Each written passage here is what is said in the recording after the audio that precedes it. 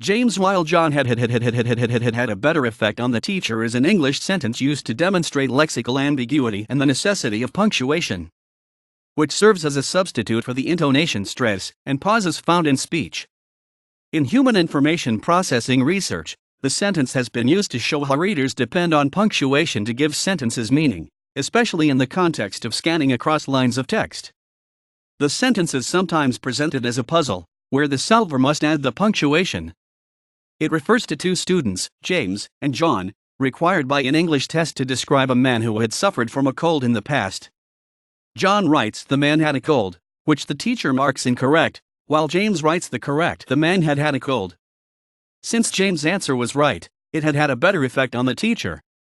The sentence is much easier to understand with added punctuation and emphasis. James, while John had a better effect on the teacher. In each of the five had word pairs in the above sentence, the first of the pair is in the past perfect form. The italicized instances denote emphasis of intonation, focusing on the differences in the student's answers, then finally identifying the correct one. The sentence can be given as a grammatical puzzle or an item on a test, for which one must find the proper punctuation to give it meaning.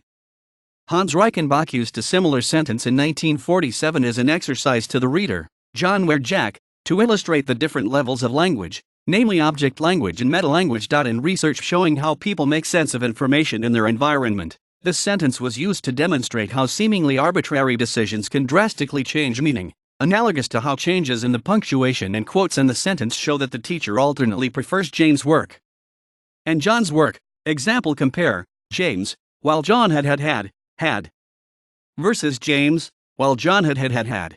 The sentence is also used to show the semantic vagueness of the word had, as well as to demonstrate the difference between using a word and mentioning a word. It has also been used as an example of the complexities of language, its interpretation, and their effects on a person's perceptions. For the syntactic structure to be clear to a reader, this sentence requires, at a minimum, that the two phrases be separated by using a semicolon, period, n dash or m dash. Still, Jasper Ford's novel The Well of Lost Plots employs a variation of the phrase to illustrate the confusion that may arise even from well-punctuated writing.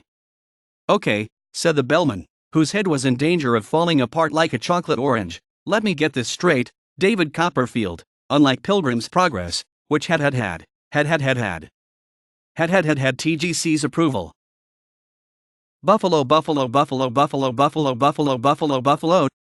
Lion-eating poet in the stone den. List of linguistic example sentences. That is that is not as that it is.